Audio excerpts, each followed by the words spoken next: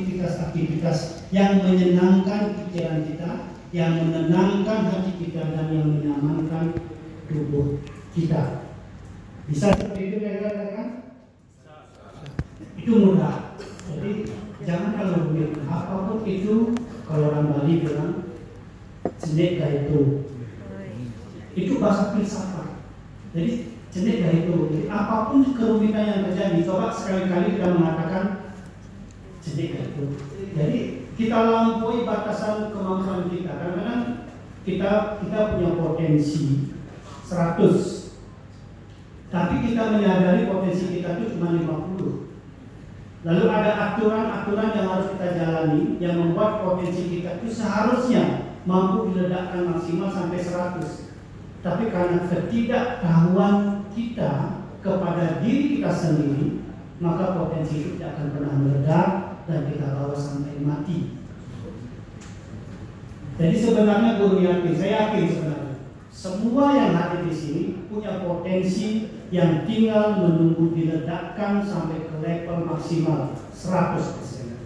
Saya yakin. Kalau tidak yakin, Anda berarti tidak ada di ruangan ini. Saya yakin itu. Tinggal menunggu dikala, tinggal menunggu ruang dan waktu itu terjadi. Jadi semakin cepat dan ruang dan waktunya ingin terjadi, mulai hari ini semakin cepat ledakkan potensi yang Anda punya. Jangan menunggu tua, nanti begitu tua kita pensiun, lambat meledakkan. Nah itu. Tapi tadi kan sabda Tuhan kita untuk mencapai kesehatan, kesuksesan, keberhasilan dan kesehatan dan kebahagiaan. Ada juga sabda Tuhan yang mengajarkan kita untuk ngerem. Tadi membasuh. Sekarang diajarkan oleh sabda Tuhan untuk ngerem. Apa isi sabdanya?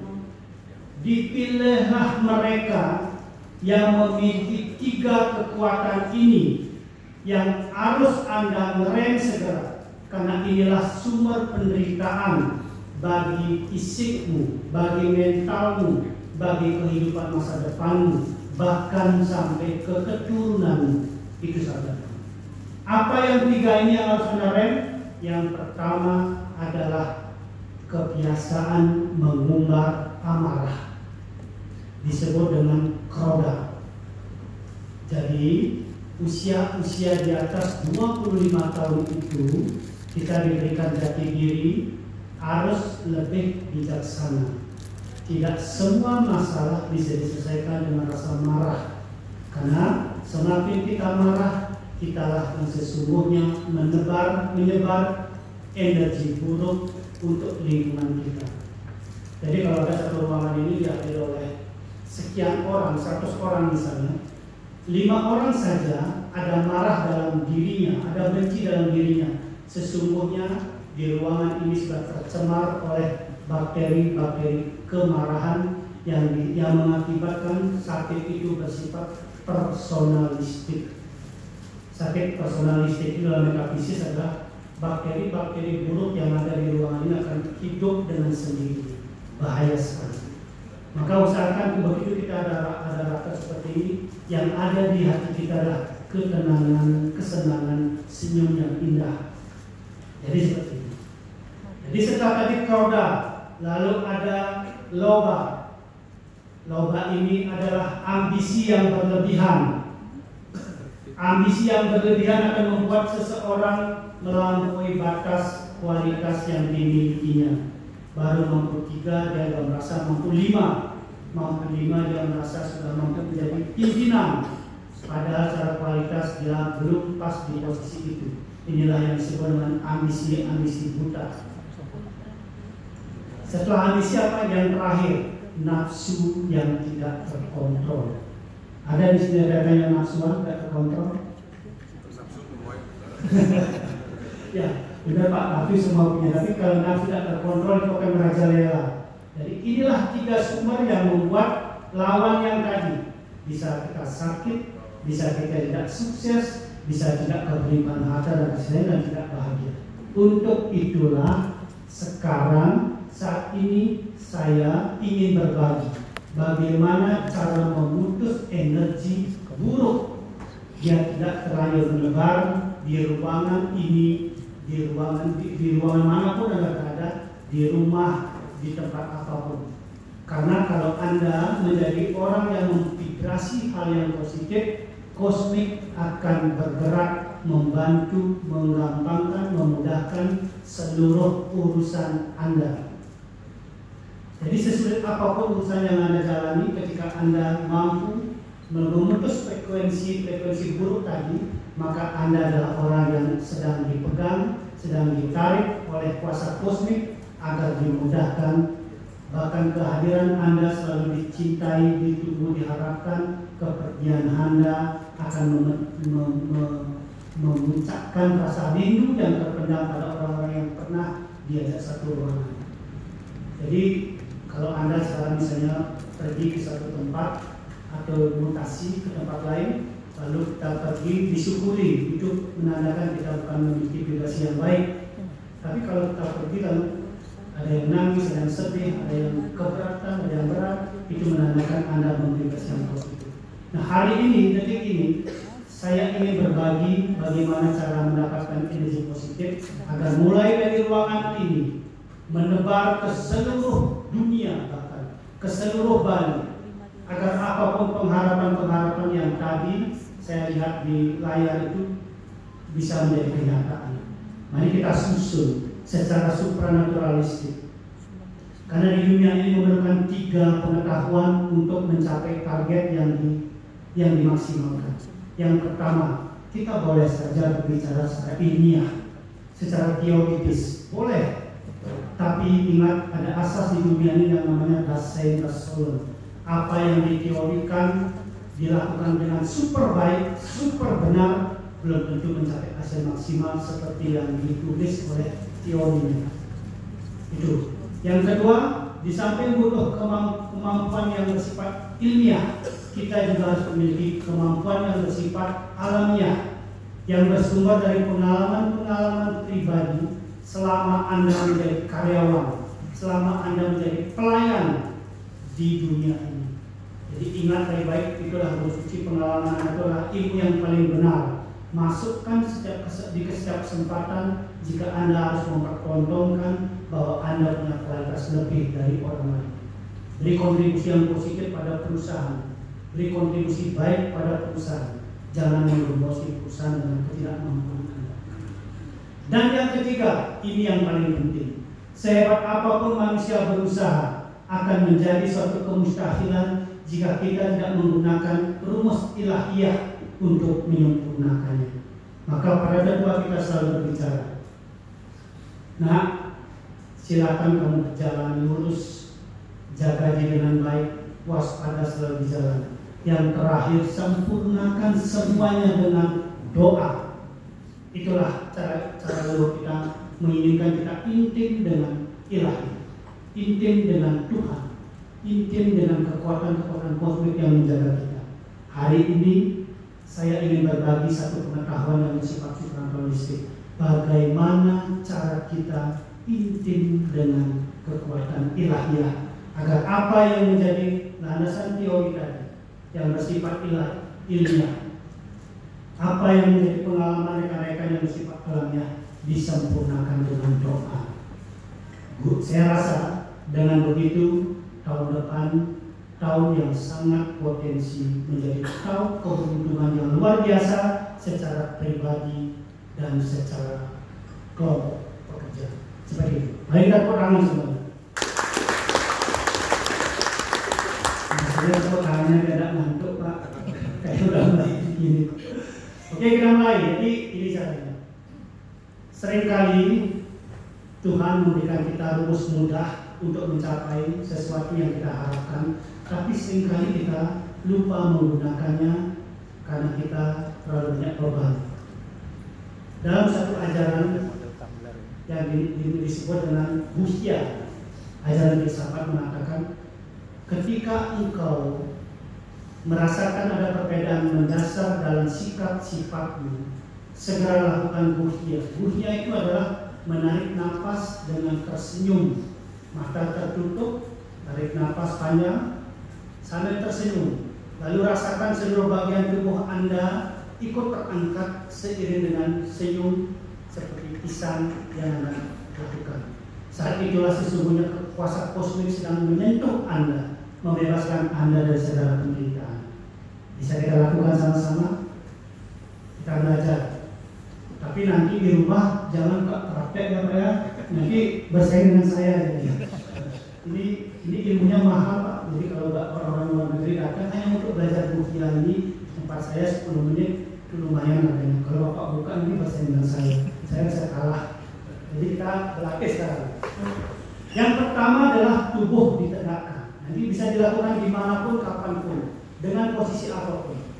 Yang kedua, tangan kanan ada di atas seperti ini. Ini posisi metafisis, bukan tentang religi, bukan tentang agama. Seperti ini. Tangan kanan di atas. Taruh di daerah pusar Anda. Ada yang lupa pusarnya? Ingat semua. Jadi depan pusar. Lalu tubuh ditegakkan. Sekarang kita menarik nafas panjang, pelan, sambil tersenyum. Mata dipejamkan. Tarik mulai. Nafasnya ditarik panjang, pelan, sambil tersenyum. Lalu rasakan seluruh bagian tubuhnya secara fisik ikut terangkat. Ketika nafasnya sudah bisa ditarik full, lalu tahan sekuatnya. Ketika nafas kita sudah tidak kuat untuk ditahan, tandanya Anda harus melepaskan nafas dari bibir pelan-pelan saja.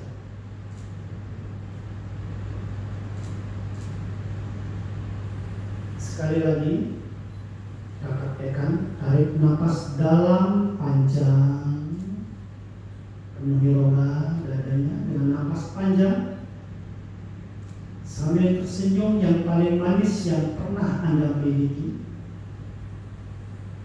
Lalu rasakan seluruh bagian tubuhnya ikut terangkat ke atas. Lalu tahan nafasnya sekuatnya. Ketika dalam batas maksimal menahan nafas, hembuskan dari bibirnya sambil merasakan kesegaran itu telah menguasai pikiran, perasaan, dan tubuh Anda.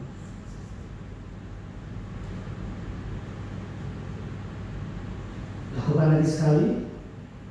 Ini dilakukan 3 kali. Jadi ini yang terakhir kita lakukan. Tarik nafas dalam, panjang, penuhi rongga dadanya, tubuh tegakkan, mata tertutup. Jangan lupa tambahkan senyum yang paling manis yang Anda miliki. Tahan sekuatnya. Jika ada tanda nafasnya sudah full, lepaskan pelan-pelan dari bibirnya sambil merasakan kesegaran.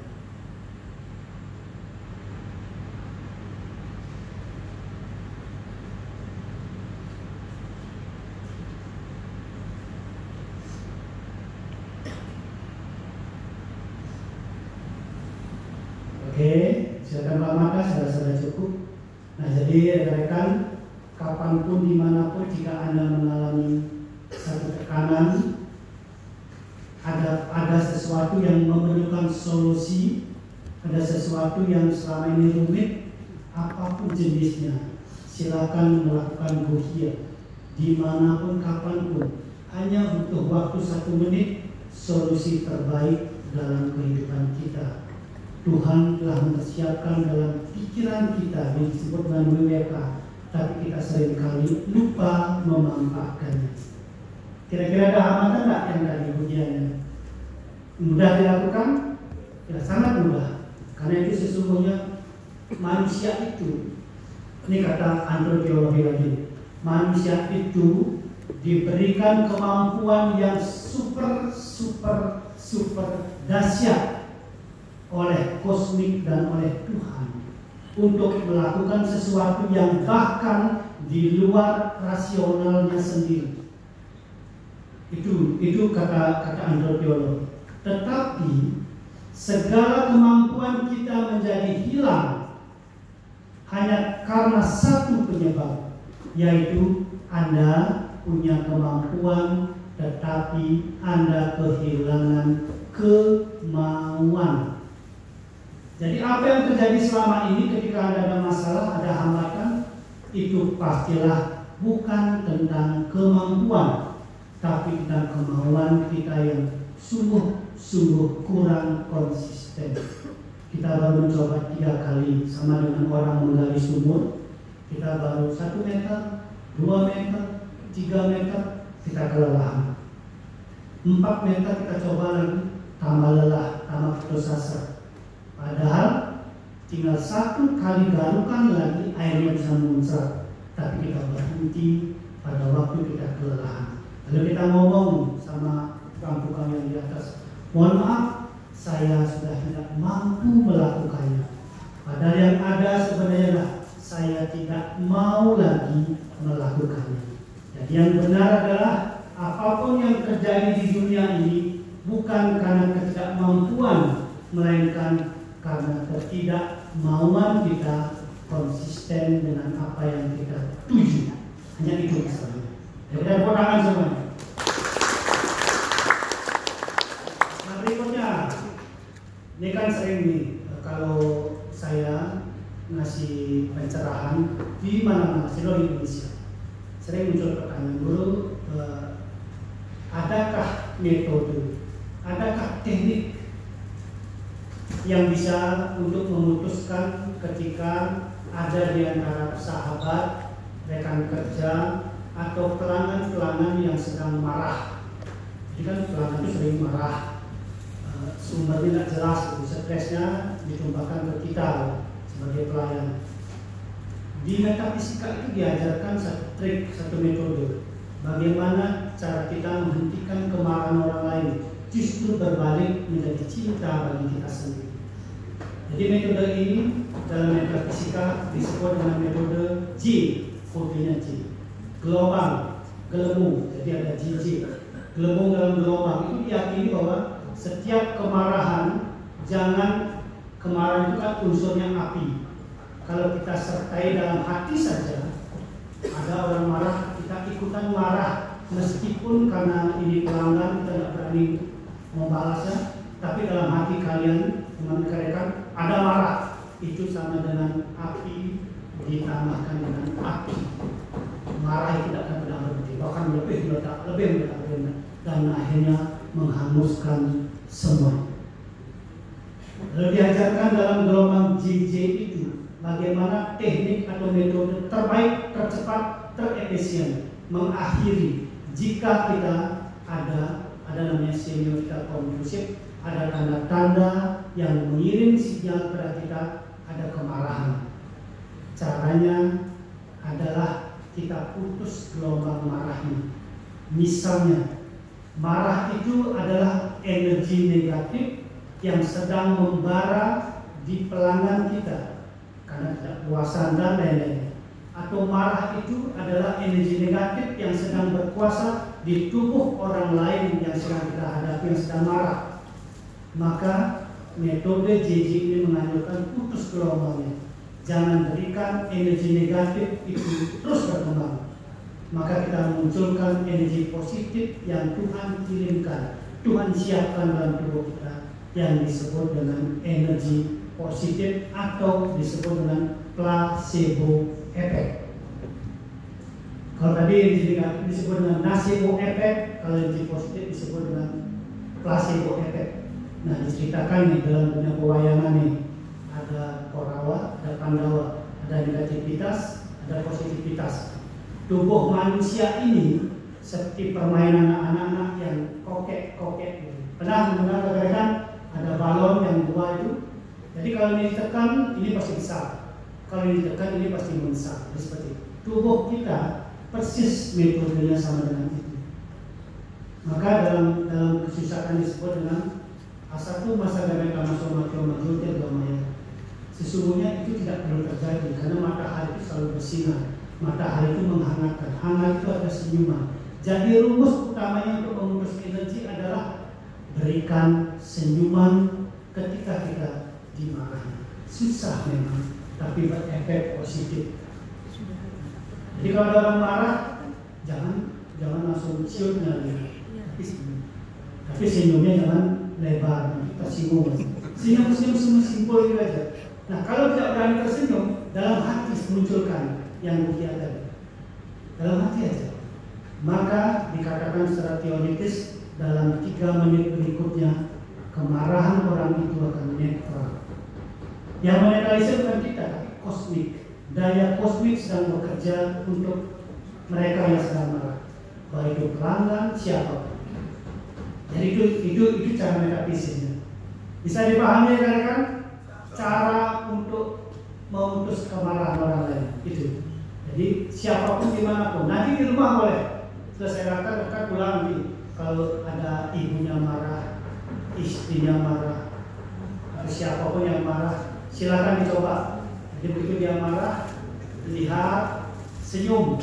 Kalau tidak mampu senyum dalam hati aja, senyum. Jangan ikut marah, jangan ikut kesal. 3 menit berikutnya netral semuanya. Jadi saya buktikan, ini cara metafisis, ini telah teruji. Ada Arnold Todd yang mengujinya.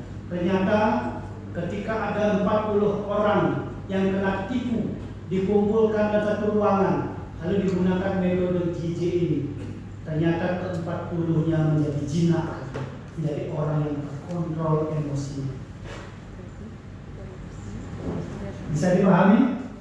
Itu metodenya. Jadi tadi ada metode Bukia, karena ada metode GJ. Nah, kenapa ini harus dilakukan? Karena sesungguhnya energi marah itu adalah energi buruk yang membuat dunia ini kehilangan kekuatan penyangganya. Jadi dunia ini adalah perputaran cakra yajna. Ada cakra berputar ini. Inilah berfungsi untuk menahan dunia dari kiamat, yang dalam istilah metafisik disebut dengan pralaya. Kata-katanya adalah begini: barang siapa di dunia ini dalam hidupnya mengumbar kemarahan demi kemarahan, sesungguhnya dialah salah seorang yang sedang menciptakan pralaya bagi kehidupannya dan bagi dunia ini. Dosa besar sebenarnya. Meskipun tidak ada yang berani melawan, berani membalas, tapi dosa besar. Dosa besar itu secara metafisis akan menghilangkan kekuatan doa. Maka kata-katanya doa, D-O-A, menjadi tidak berarti karena kita tambahkan S, jadi dosa. Jadi kalau Anda punya potensi marah dimanapun kapanpun, pilih jalan damai, pilih berdamai. Ingat rekan-rekan, kalau tidak salah nih, secara metafisis tahun depan adalah tahun naga kayu. Mohon maaf kalau salah nih. Kayaknya tahun naga kayu tahun depan. Tahun di mana orang-orang yang sukses, yang berhasil meraih impiannya adalah mereka yang memiliki kelenturan hati.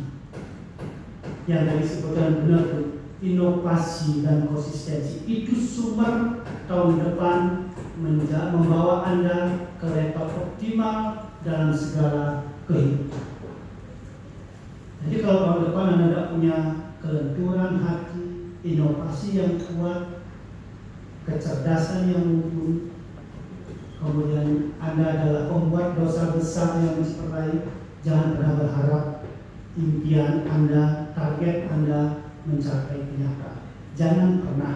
Jangan salahkan Tuhan. Jangan salahkan rekan-rekan Anda, tapi Andalah salah satu sumber yang membuat target itu tidak tercapai. Tentunya Anda yang ada di sini tidak ingin menjadi salah satu orang yang berkontribusi menahan target itu tercapai. Jangan. Jadi paling tidak Anda merupakan orang yang berkontribusi memberikan kekuatan agar target-target yang ditentukan itu tercapai. Karena saya yakin tahun depan tahun yang maksimal bagi BPN. Saya yakin bahwa tahun depan Anda lebih laju, lebih dicintai oleh pelanggan, kapanpun dimanapun. Kan tahun depan tahun kosmik bekerja untuk BPN. Saya yakin. Mari kita tepuk tangan. Jangan ngantuk, tinggal sedikit lagi waktunya ini. Nah, tinggal 10 menit lagi. Jadi saya dapat waktu 30 menit. Jadi tinggal 10 menit lagi. Ada, nanti silakan. Jadi berikutnya, setelah kita tahu bahwa untuk menciptakan dunia tetap pada sumbunya, akar tetap pada akarnya, pohon tetap pada akarnya bertumbuh, maka kitalah sumber itu. Jadi jangan sekali-sekali kita menciptakan pralaya kiamat untuk perusahaan Anda, untuk keluarga Anda, dan untuk diri Anda. Kalau Anda adalah pribadi-pribadi yang memiliki jati diri, mari kita buat apapun yang menjadi pengharapan-pengharapan besar kita bersama, wujudkan dengan penuh cinta kasih, tidak dengan dasar kemarahan, tidak dengan dasar hal-hal yang membuat kita memiliki dosa besar untuk kehidupan masa depan kita. Rekan-rekan semuanya, manusia itu adalah sumber dari segala sumber ketidakbaikan ketika kita tidak memiliki ilmu yang cukup. Manusia bisa tersesat yang disebut dengan piutana samskara. Artinya begini, saya ini sudah menjadi pendoa dari usia 20 tahun, sekarang usia 40 tahun, tapi tetap gagal. Di mana arti doa saya? Saya ini sudah menjadi pekerja keras, sudah berpikir cerdas dari muda sampai saat ini, tetapi toh juga jabatan saya cuma segini-segini saja. Di mana hasil kerja keras saya? Ini bisa dipertanyakan dan ini bisa membuat segala hal yang kita bangun menjadi runtuh dalam sekejap. Pesan-pesan takdir dalam metafisika selalu mengatakan jangan pernah menyimpulkan hidup kita telah berhenti di titik ini. Itu yang sering jadi masalah yang membuat kita tersesat. Ketersesatan ini seringkali membawa kita melakukan konvergensi dengan Tuhan, membuat kita menjadi berjarak dengan Tuhan. Kita sudah sial, sudah tidak mendapat keberuntungan, lagi-lagi menjauh dengan Tuhan. Kalau kita tahu suka duka lara pati itu hanya di tangan Tuhan.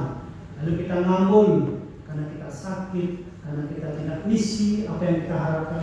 Itu membuat kita konvergensi dengan Tuhan, itu berjarak dengan Tuhan. Ini berbahaya sekali.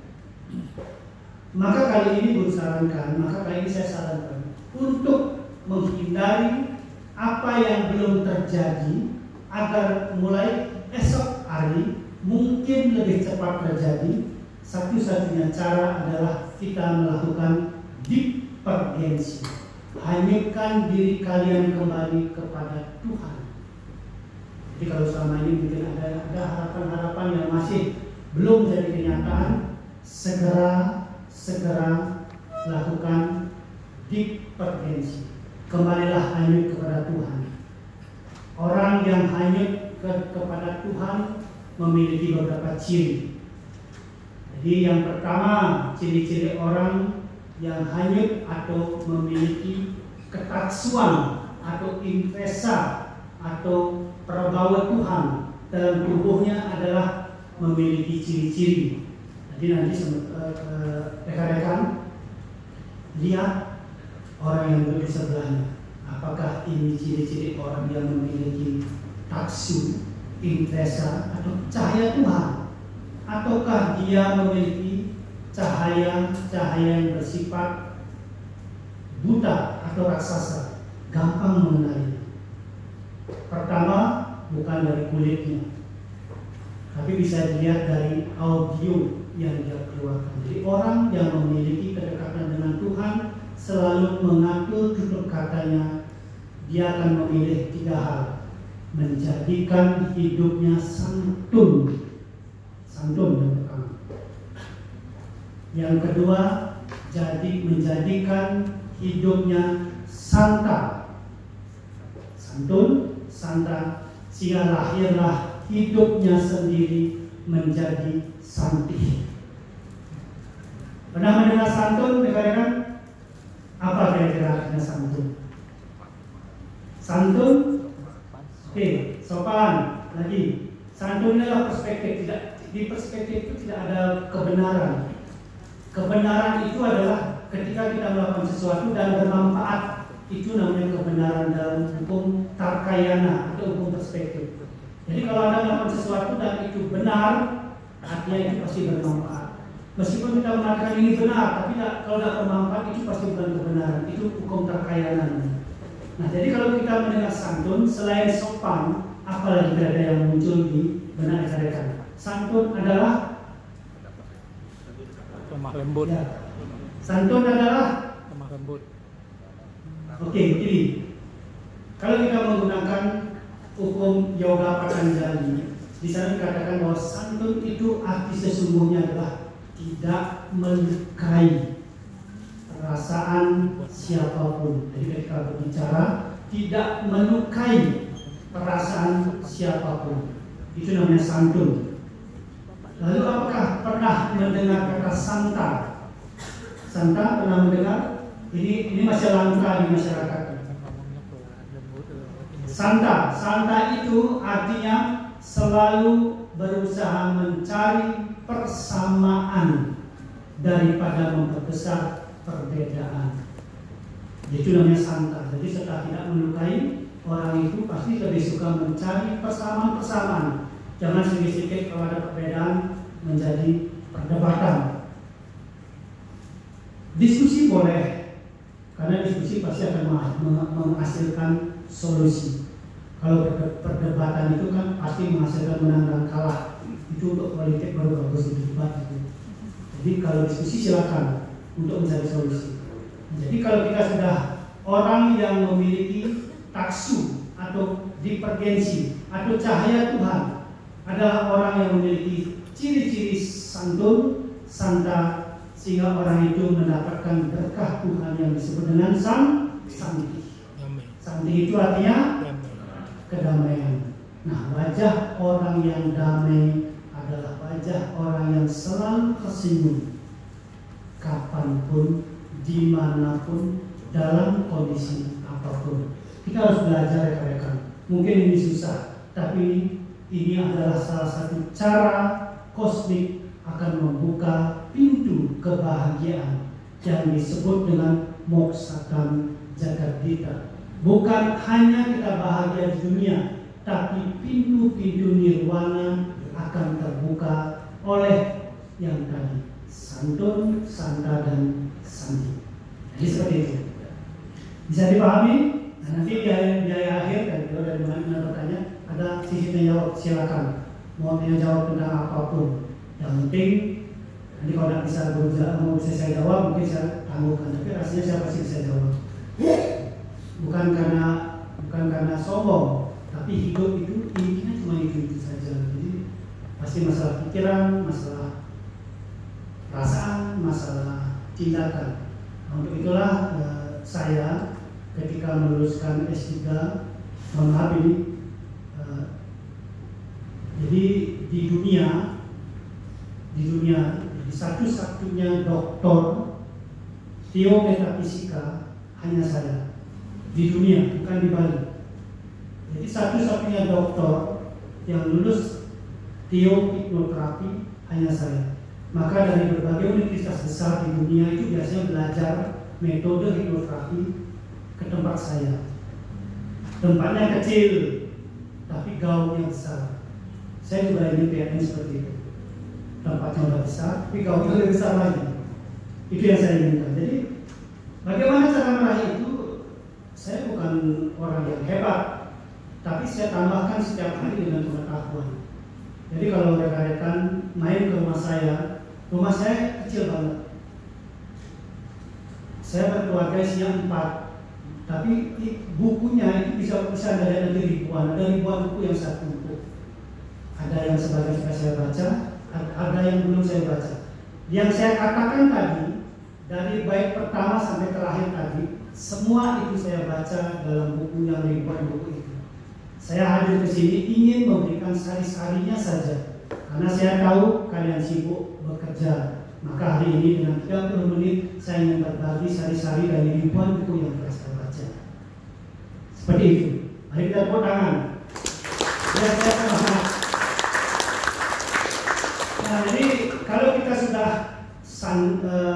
santun, santa dan santi, percayalah kesimpulan-kesimpulan salah yang telah kita buat yang mengatakan hidup saya tidak beruntung, hidup saya sudah seperti ini takdirnya. Jangan. Karena apa? Dalam kehidupan itu selalu ada tanda koma, bukan titik. Selama napas masih bisa kita tarik, pasti ada waktu berikutnya yang menjanjikan kebahagiaan. Tetapi ingat rumus metafisika di dunia ini.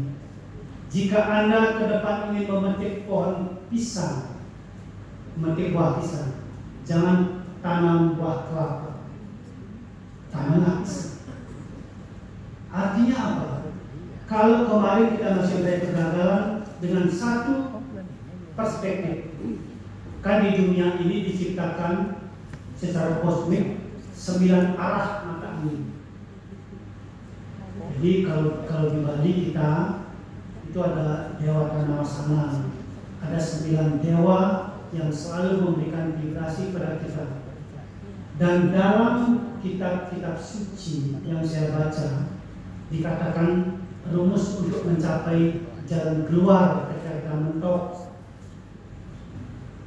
lakukan 9 perspektif, 9 cara pandang ketika kita melihat sesuatu.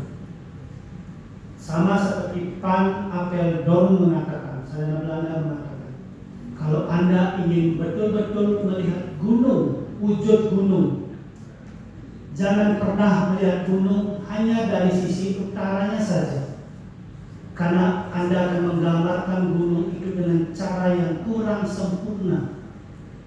Maka jika Anda sampai saat ini masih mentok untuk satu urusan apapun, masih mendapat hambatan untuk satu urusan apapun, masih mendapat hal-hal buruk untuk satu urusan apapun, jangan berhenti berinovasi.